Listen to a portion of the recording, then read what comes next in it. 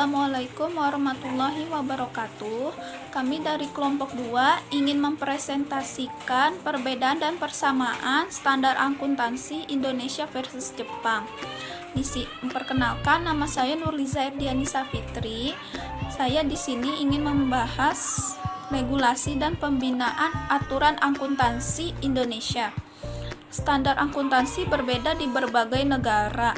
Pengaturan akuntansi di Indonesia oleh Ikatan Akuntan Indonesia atau disingkat IAI di bawah pengawasan Departemen Keuangan IAI, membawahi Institut Akuntan Publik Indonesia menyusun standar akuntansi keuangan atau SAK dan standar profesional akuntan publik SPAP. IAI dibentuk pada 23 Desember 1957. Pada tahun 1972, IAI itu bekerja sama dengan Badan Pembina Pasar Uang dan Modal membentuk panitia penghimpun bahan-bahan dan struktur GAP dan struktur GAAS. Pada tahun 1994, IAI mengadopsi standar IASC yang dituangkan dalam PSAK yang berlaku 1 Januari 1995.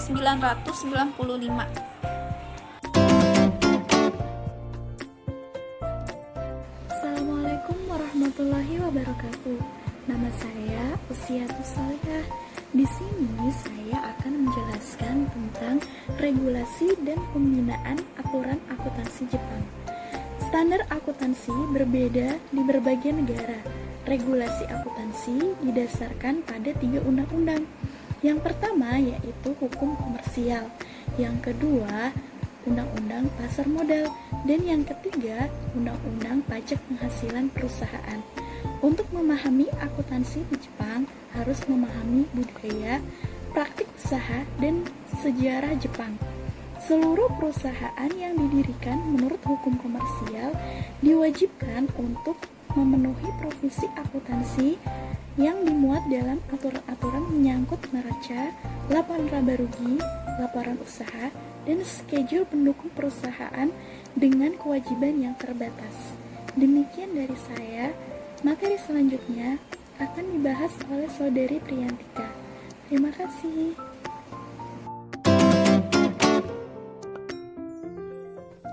Perkenalkan, nama saya Pretia Prestari. Di sini saya akan menyampaikan materi mengenai komponen-komponen pelaporan Indonesia dan beberapa jadwal pendukung.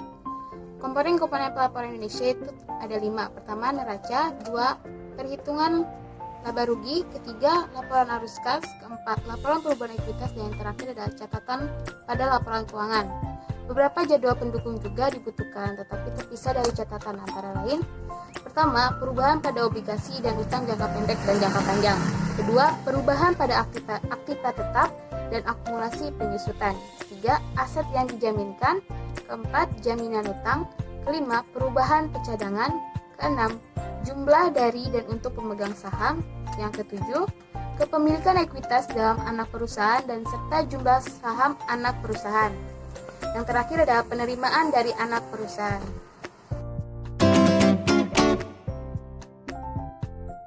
Assalamualaikum warahmatullahi wabarakatuh. Perkenalkan, nama saya Nurliza Lestari. Di sini saya akan melanjutkan penjelasan tentang pelaporan Indonesia versus Jepang. Yang sini saya akan menjelaskan komponen-komponen pelaporan Jepang.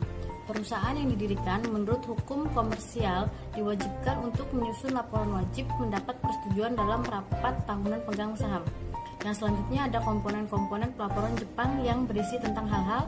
Yang pertama ada neraca, kedua ada laporan laba rugi, yang ketiga ada laporan usaha, yang keempat ada proposal atas penentuan penggunaan laba ditahan, dan yang terakhir ada schedule pendukung.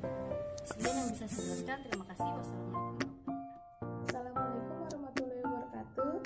Saya Fitri Marianti. Di sini saya akan menjelaskan tentang schedule pendukung wajib terpisah dari catatan laporan keuangan. Antara lain, yang pertama ada perubahan dalam modal saham dan cadangan wajib.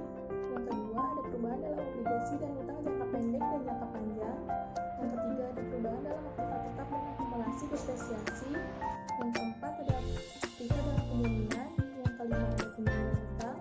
Dan yang keenam ada perubahan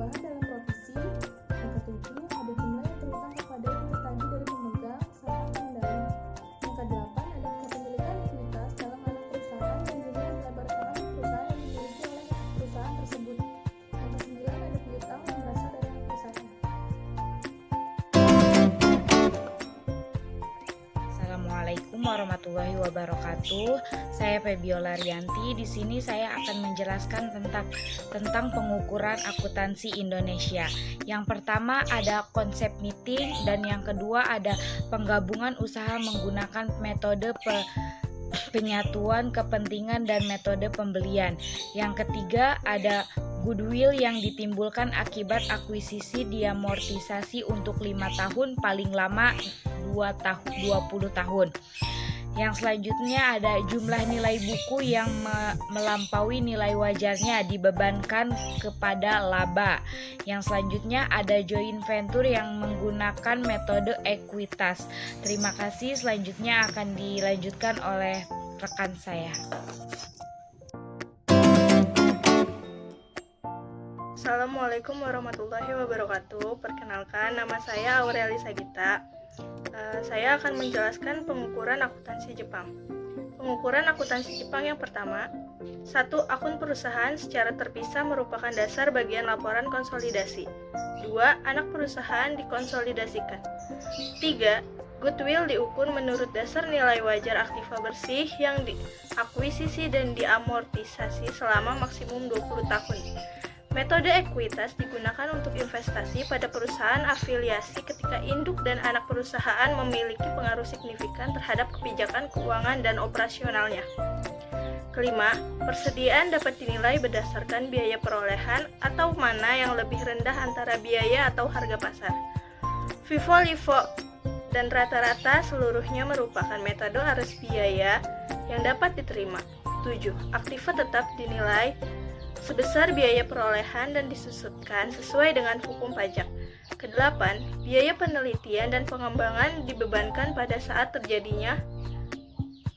9. Pajak tangguhan terjadi untuk seluruh perbedaan karena waktu dengan menggunakan metode kewajiban. Terima kasih.